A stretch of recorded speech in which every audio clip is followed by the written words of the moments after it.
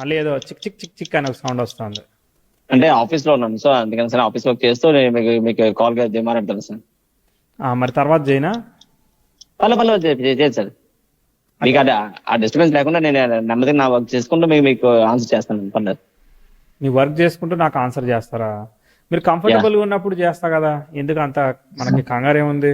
పర్వాలేదు సార్, ఎందుకంటే నేను ఈ కాల్ కోసం ఎప్పుడో వెయిటింగ్ ఇదే. బట్ ఇప్పుడు దొరికింది మళ్ళీ ఎప్పుడైనా మనకి ఏం కష్టం. లేదు, అందుకని సరే మళ్ళీ మీకు ఒక 1 week లో కాల్ బ్యాక్ చేస్తాం, సరేనా? చేసేయచ్చు కదా. ఇప్పుడు ప్రాబ్లం ఏముందంటే నా వల్ల మీకు డిస్టర్బెన్స్ ఉంటే కనుక నేను జస్ట్ నా వర్క్ కొంచెం హోల్డ్ లో పెట్టి కొంచెం బయటకు వచ్చి మాట్లాడతాను. ప్రాబ్లం లేదు. నాకు ఒక 10 నిమిషాల టైము నాయిస్ లేకుండా ఇవ్వాలి అంతే.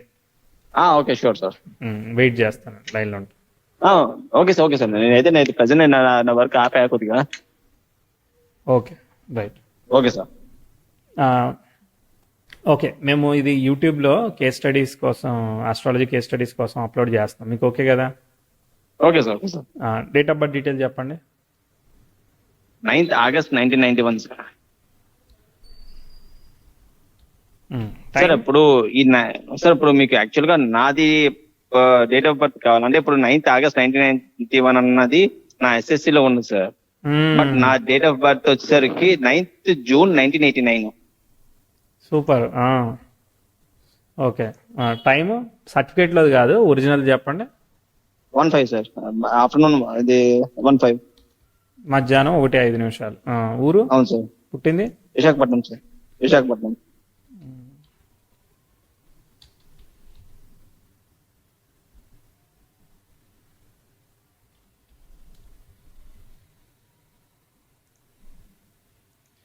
ఇప్పుడు ఈ 1:05 టైం మధ్యాహ్నం అది సర్టిఫికేట్ లోదా లేదంటే ఒరిజినలా? లేదు సార్, ఒరిజినల్ టైం. సర్టిఫికేట్ లో ఏముంది, అక్కడ టైం ఉండదు.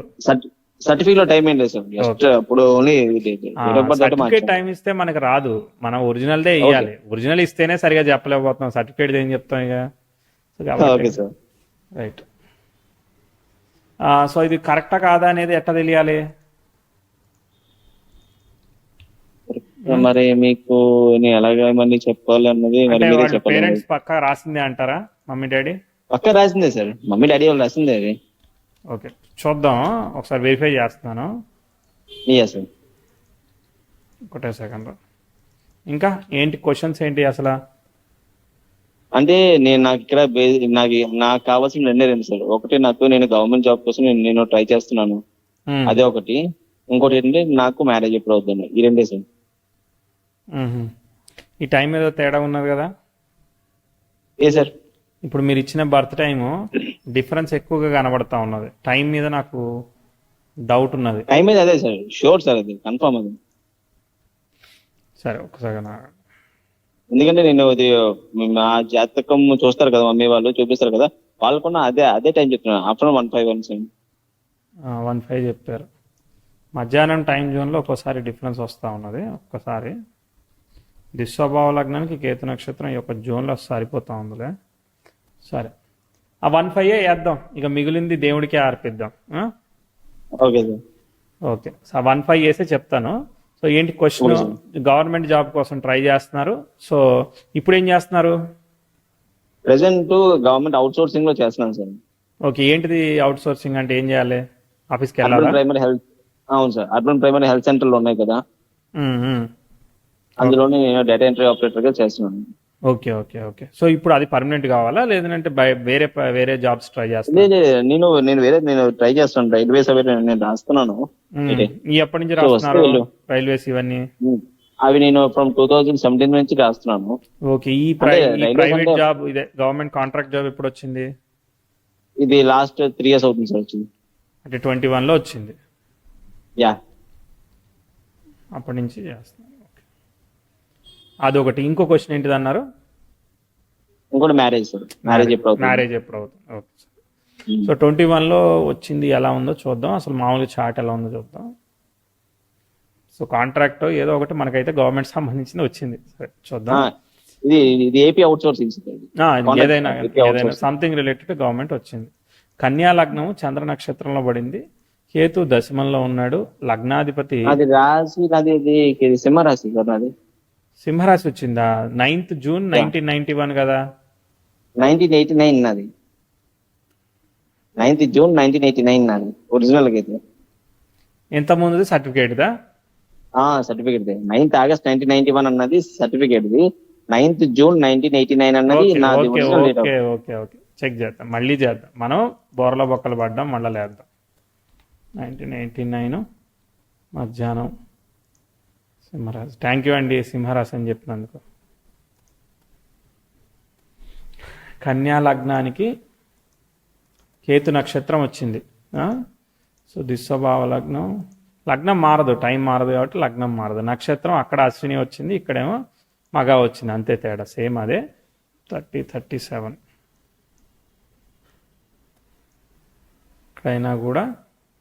ఇక్కడైనా కూడా మనం అదే దాన్ని తీసుకోవాలి. 42 అంటే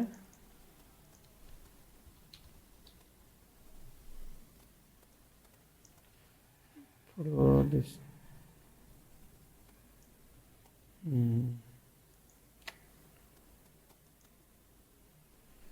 2021.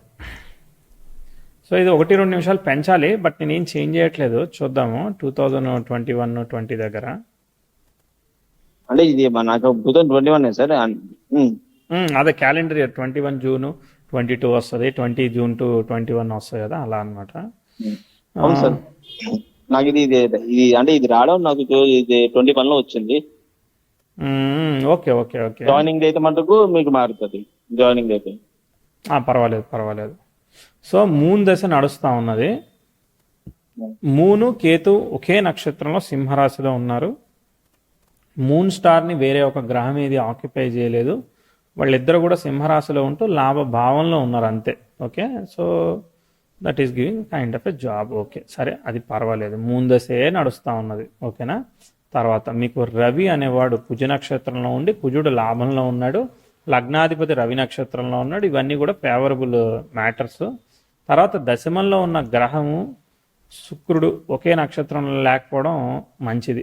శుక్రుడు కోణాధిపతి కేంద్రాధిపత్యం పట్టాడు, కేంద్రాధిపతి కోణాధిపత్యం, అంటే దెర్ ఇస్ అ రాశి పరివర్తన between the 9th and 10th houses అనమాట. సో కాబట్టి ఇది మంచి విషయమే, పాజిటివ్ అది. తర్వాత దశమంలో అదే 9లో ఉన్న రవి ఉన్నప్పటికీ దాని స్టార్లార్డ్ అనేవాడు లాభంలో ఉన్నాడు, అది కూడా మంచి విషయమే, పాజిటివ్. శని వక్రించిన శుక్రుడి యొక్క నక్షత్రంలో ఉండడం పాజిటివ్. ఇవన్నీ కూడా మంచి మంచి ప్లస్ పాయింట్స్ అనమాట. ఇవన్నీ మన డేట్ ఆఫ్ బర్త్ ని మనం బేస్ చేసుకుని తీస్తుంది. అవును, ఇంకెట్ట చేస్తాం? అదే డౌట్ వచ్చింది, అంటే ఎలాగా అనేసి నాకు కొంచెం డౌట్ ఉంది, అందుకే మిమ్మల్ని అడిగాను. అప్పుడు మనకి బర్త్ డీటెయిల్స్ చేసుకుంటే గ్రహాలు వస్తాయి, అక్కడ చూసుకోవడమే ఇక మనం, ఇంకేం చేయలేం కదా. తర్వాత రాహువు రవి గురువు వీళ్ళందరూ కూడా ఒకే నక్షత్రంలో ఉన్నారు. అయితే ఉన్నప్పటికీ కూడా కుజుడు అనేవాడు లాభంలో ఉండడం చాలా ప్లస్ పాయింట్ అయింది. కుజ గురువుల పరివర్తన ఉన్నప్పుడు కుజుడు శుక్రుడి యొక్క ఫలితాలు ఇస్తాడు, కాబట్టి శుక్రుడి యొక్క ఫలితాలు బాగుంటాయి. గురువు చంద్రుడు ఫలితాలు ఇస్తాడు. చంద్రుడు కేతు కలిసి ఏదైతే వేయంలో ఉన్నారో సప్తమాధిపతి దెబ్బతిన్నాడు, కాబట్టి ఏంటిది నాలెడ్జ్ సబ్జెక్టు ఇవన్నీ బాగా ఇస్తాడు. కాదే వివాహానికి చాలా ఆలస్యం చేస్తూ ఉంటాడు, ముందుకు తీసుకుపోనియాడు. వివాహం ఆలస్యం కావడానికి నాకు మంచి గవర్నమెంట్ ఉద్యోగం వస్తే నేను పెళ్లి చేసుకుంటానని చెప్పుకున్నారనుకో, మీరు అనుకున్నారనుకో, ఇక అది చాలా కష్టమే, ఇక అర్థమైందా. సో కాబట్టి లింక్ అనేది ఏదైతే క్రియేట్ అవుతా ఉందో ఆ లింక్ ఛాలెంజింగ్ ఇస్తుంది. మీరు అలానే క్రియేట్ చేసుకున్నారు కదా, అందుకే నవ్వుతున్నారు కదా మీరు. అంటే గవర్నమెంట్ జాబ్ వస్తే ఇక మీ పెళ్లి దేవుడే చేయాలి, సరే. ఎందుకంటే అది కొంచెం ఛాలెంజింగ్ కాంబినేషన్ ఉంది కాబట్టి ప్రయత్నం చేయాలి. లాభభావం ఇస్తుంది కానీ, but you have to put lot of efforts to progress. Understanding issues, relationship ఇష్యూస్లో కేర్ఫుల్గా ఉండి, ఎంత తక్కువ మాట్లాడితే అండర్స్టాండింగ్ ఇష్యూస్ అంత తక్కువగా వస్తాయి. సో బ్యాలెన్స్డ్గా చెయ్యాలి. సరే, ఫస్ట్ జాబ్ ప్రాస్పెక్టివ్ చూద్దాము. చంద్రదశ జరుగుతుంది, నాకు ఆస్పెక్ట్ ఏదన్నా ఫామ్ అవ్వాలి. యాక్చువల్గా 2016లోనే ప్రోగ్రెసివ్ 10th house నెటల్ మెర్క్యూరీకి సెక్స్టైల్ ఇచ్చింది. అంటే 15-16లోనే ఒక మంచి జాబ్ రావాల్సిందే ఉంది, అర్థమైందా. సో అక్కడే 15-16లోనే ప్రోగ్రెస్ రావాల్సింది ఉంది. సో ఇప్పుడు బర్త్ టైం కరెక్టా కాదా అనేది ఇప్పుడు మనకు అర్థం అవుతుంది. ఆ 15-16లో మీకు ఏమన్నా చదువులో ఇంప్రూవ్మెంట్ కానీ, ఉద్యోగ పరంగా ఆపర్చునిటీ కానీ ఏమన్నా వచ్చాయా? అంటే 15-16లోనే యాక్చువల్గా ఏంటంటే అప్పుడు నేను అది డాక్యార్డ్ లోనే నేను చేస్తున్నాను సార్. అంటే ఏంటిది అది? నావల్ డాక్యార్డ్ లో కాంట్రాక్ట్ బేస్డ్.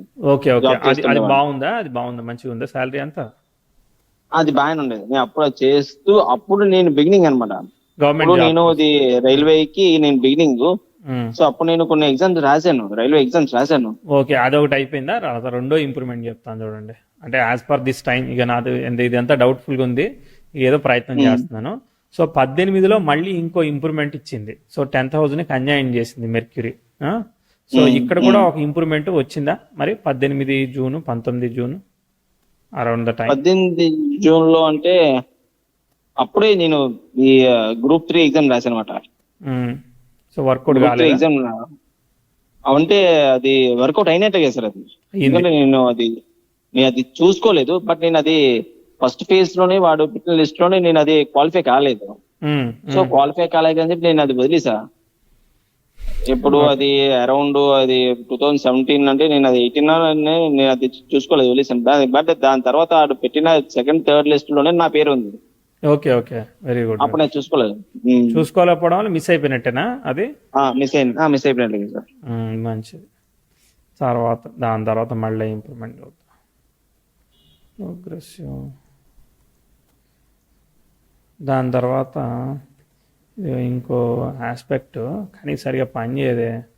ఇప్పుడు అసలు ఇర్రెస్పెక్ట్ ఆఫ్ బర్త్ టైం అనమాట. ప్రోగ్రెసివ్ వీనస్, ప్రోగ్రెసివ్ మార్స్ కలిసి నెటల్ సన్ అండ్ జూపిటర్కి సెక్స్టైల్ ఇవ్వడం స్టార్ట్ చేశారనమాట.